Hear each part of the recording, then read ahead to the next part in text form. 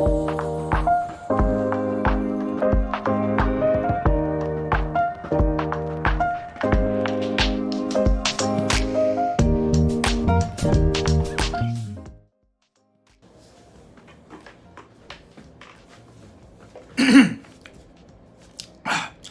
to Noah's Archives. Just kidding. Hey guys, welcome to Noah's Archives. If this is the first time you are seeing this podcast is all about trying to help the struggling college student or the incoming college student and inform them on the different challenges that they may go through. If that interests you, go ahead and follow and subscribe. Today's episode is specifically about dorm life, and that includes food. So what do you eat? How do you eat? Do you go out? Do you stay in? What do you do about that? Then we also talk about roommates, how you deal with those relationships, whether they're good, bad, or ugly. And then finally, how do you make your dorm your home away from home? How do you make it yours? If any of that interests you, keep watching, and thank you guys. Enjoy. What's up, guys? I'm Noah, the host of Noah's Archives. And yeah, like I just said, today's episode is all about dorm life and how a lot of people go about it very differently. So there's a lot of different experiences that you've probably already heard or you will hear when you get to college. But not many people can avoid it unless you commute, which I'll talk a little bit more about that later.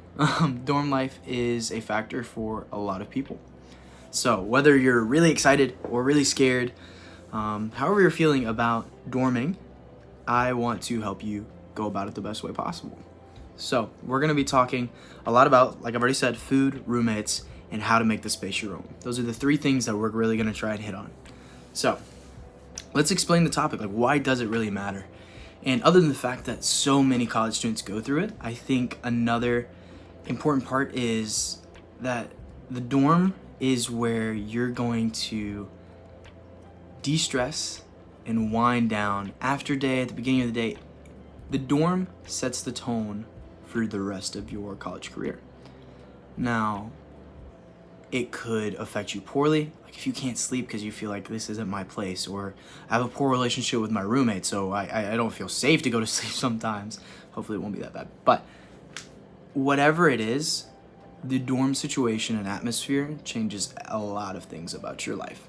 So I think one big quote that I found when I was researching this was, so many students underestimate how your sleep and home environment affect your mental health, motivation, and momentum. So hopefully you can see why this matters so much and why I feel like it warrants an episode all in of itself. But let's get into my connection to it, because I feel like if you know me, this is kind of funny, and you'll see why in a second. But this is probably my least... it's my worst area of expertise when it comes to college. Like, I can tell you about friends, I can tell you about relationships, I can tell you about school, professors, I can tell you about all that. I've never lived in a dorm.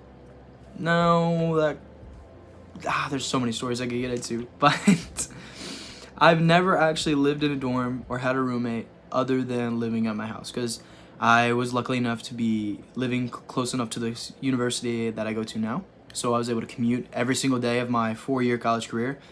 And I'm going to be doing that during med school as well. Not from home, I'm moving, but it's still going to be commuting.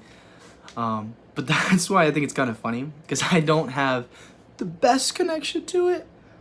But on the same side of things, I do have a lot of experience because I talk to a lot of people who do dorm. Like, I'd probably say upwards of 80 to 90% of my friends live in a dorm. Like, literally, you look around, this is not my room. This is one of my friends. This is his dorm, or their dorm, and this is the room that we record out of. Insert 205 Productions right here. But that's the experience that I do have. I have a lot of friends who have gone through and are going through the dorm life right now, and they've given me stories, horror stories sometimes, and little pieces of advice that I've picked up and I'm going to take with me for the rest of my life, and I hope to share to you in this episode. So whether it was through my friends, through the research that I've done, or just the awareness that I've had over the past 4 years, I truly believe that I can give you some good insight into the dorm life. So continue watching. So let's get into tackling the issue. Where do you start? You might be wondering, what do you start with?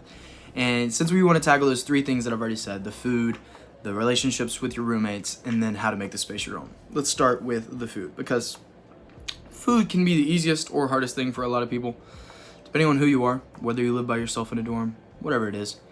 One of the things, I don't want to dog on my university too much, but one of the hardest things is meal plans. Like, if you dorm, you're almost 100% forced to get a meal plan unless you have dietary restrictions or something. But since you have a meal plan, you are paying for some food.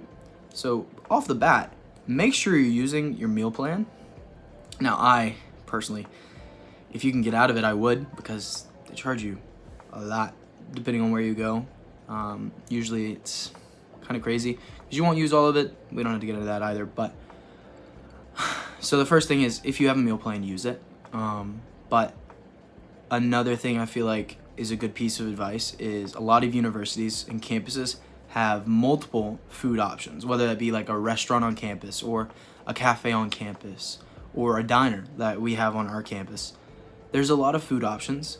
Don't stick to the same places, because I know in my past, I know people who on another school's campus, they just stick to one place. They'll just go to their Chick-fil-A on campus and they'll go there all day, every day, 3 times a day, and they'll pay $60 a day on some Chick-fil-A.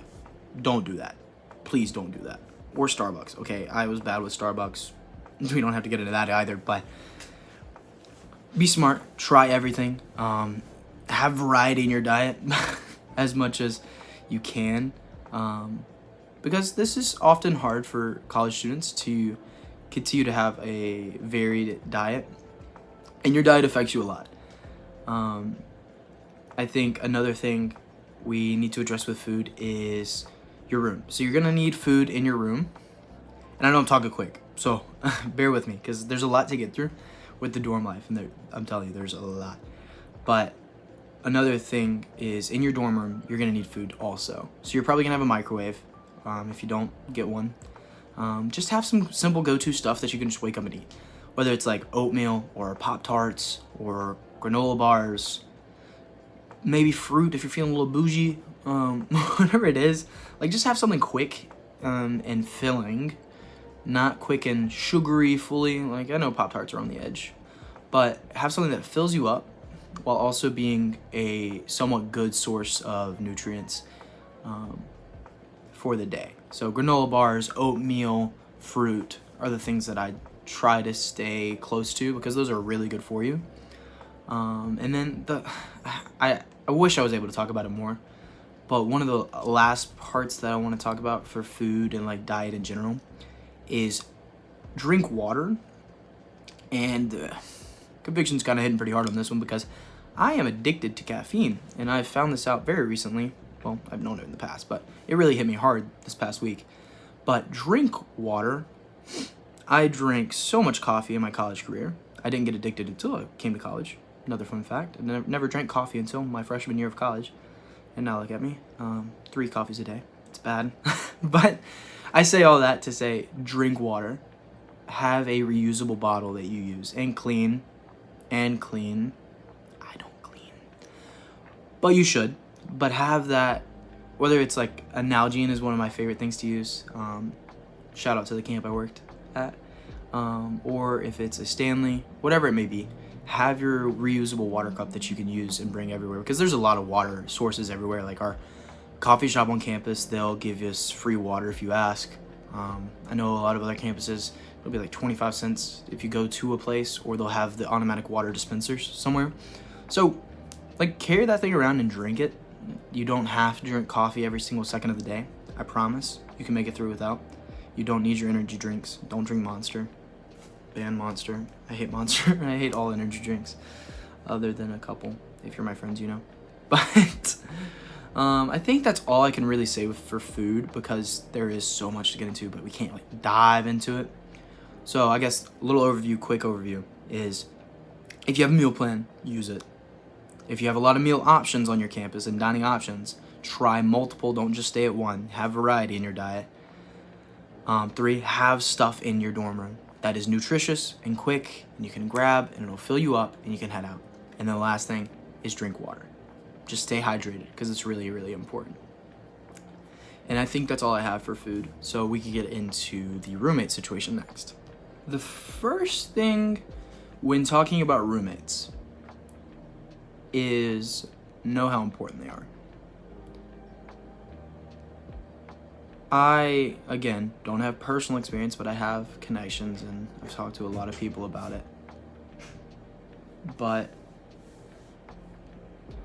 make sure on the face value you keep the connection with your roommate. Never burn that bridge. Because if you burn a bridge with your roommate, oh my gosh, the effects are detrimental. It's gonna ruin if you have to have them for a semester or a trimester or a full year. It will ruin however long you're with them, because you're going to regret every single second you're with them. You're going to want to get out. You're not going to feel comfortable. So do not burn bridges. That's a face thing. Like, just hold on to that. No matter what they do, don't burn the bridge. Another thing is when you go into any living situation, this goes for in the future as well. If you get a husband or a wife in the future, set expectations. What do you mean by that? I mean, set sleep expectations. So, hey, I usually go to bed early. I go to bed late. I study late. I like to study in the room. I come in late. Talk about that type of thing. Cleanliness. Oh my goodness. I've heard horror stories about cleanliness. People usually don't hate each other, but my gosh, do some people not keep their areas clean. And it's disgusting. But talk about cleanliness. Hey, if you take the trash out Monday, I'll take it out Friday. If you do this, I'll do this. Make sure y'all stay on top of the cleanliness, because it will wrap up. And if you see someone else getting a little dirty, then don't be afraid to say something and be like, hey, I'll say something if you say something to me. Yes, talk about if you have people over. Are you willing to do that? Are you like, hey, I'd rather have my space to my space? And then alarms. This one I feel pretty bad about because I set a lot of alarms and I don't wake up to them. But have expectations for all of those different things, so you're never assuming anything. The moment you start assuming things about the person is when boundaries get broken and your roommates are going to seem like enemies. So hold on to those boundaries and expectations. Another thing is respect the privacy. This may be your room and this may be your dorm, but it's also theirs. Do not break the boundaries of privacy and personal space, because nobody, even I like talking to a degree, but I have limits. I don't want to talk all the time. So don't stay silent, but also don't be talking the whole time. Give them space if they need it. And it's hard to in a dorm room, but try and respect that as much as you can. And then the last thing I feel like needs to be addressed, and I'm trying to do it quick, is handle conflict well. Because it's almost inevitable that you're going to have some sort of mishap or problem come up. There's a variety of things, like I've already mentioned. Probably one of those expectations is broken. But don't just ghost them. Don't just put up a wall and not talk to them about it. And don't go to your friends or their friends and talk bad about them. All of those things go back to the first point I made, is you're burning a bridge. Do not do any of that. Talk to the person directly. Address it quickly and early. Don't let it fester. And be really responsible about everything. And then one of, again, my life mottos is show grace. Show grace to them. We've been shown grace, so we show grace. That's something I feel like we all need to hold on to a little bit. And the last part of this episode that I feel like I'm not going to be able to talk to about it much because it's a little bit harder. You can get inspiration from other people, is making your dorm your home. And I feel like one broad piece of information that I feel like we can hold on to this is it won't be perfect, but you can make it your home and make it yours is one thing I feel like everybody can do. Like I've already shown you, you can look around me right now. This is my friend's room right here. They have guitars, they have banners, they have pictures of cities they want to go to or been to, movie posters, decorations right here of our college experiences. Yeah, that's ours right there, me and Aiden's. Check out his podcast right here, Just a Thought with Aiden. It's really good, so go check him out. But making your room yours sometimes takes time, but you can also bring stuff from home. Don't be afraid to bring a bookshelf from home, or a couple of books that you have from home, or a poster you have in your room, or a couple of awards that you like to remember. I feel like if I were to have had a dorm, there's certain awards, or like my soccer, like when I was a captain of the soccer team for high school, I would have probably brought like my armband and just kept it somewhere, or some other award, and I'd probably bring it. And then I have a couple posters I'd bring as well. But making the space your own, it just takes personal touch. Like I'm telling you, the layout of these rooms is almost always awful. So making it yours just means having your stuff in there sometimes. Like, you're not an expert interior designer, and nobody expects you to be, but making it yours is something you can do. So don't make it a huge area of stress, but make sure you're comfortable in it. So I feel like that is something we can all hold into for making your room your own. I feel like all this ties back to, you can change your college experience with your dorm and your dorm life, whether it's your food, whether it's your roommates, or whether it's making the space your own. I want you guys to feel like this place is your home, because for a lot of people, you're hours away from home, or you're states away from home, or if you're in another country, you might be countries, away from home, depending on who you are. But you can do a lot of these things to make college and your dorm more hospitable, more welcoming, and more comfortable for yourself. And ultimately, all of that will de-stress your mind, it will calm your mind, and it will... When you have a place to rest every day, and you feel comfortable, and you feel safe, it changes everything. And I know that's true for me. As I lived at home, it changed a lot when you feel safe in the room that you're in. So prioritize that a lot. Again, you're not alone in this. If you have a roommate, rely on them, trust them as much as you can. I hope that this episode helped you, or gave you insights to some different things. So if you thought of someone, maybe it's your roommate, or maybe it's someone that's about to start college, whatever it may be, try and share this with them if you feel like it could help. Like and subscribe and follow if you enjoyed. Thank you guys so much for listening. Let's continue helping each other out. Let's navigate college together. And remember, God loves you. I love you. Bye, guys.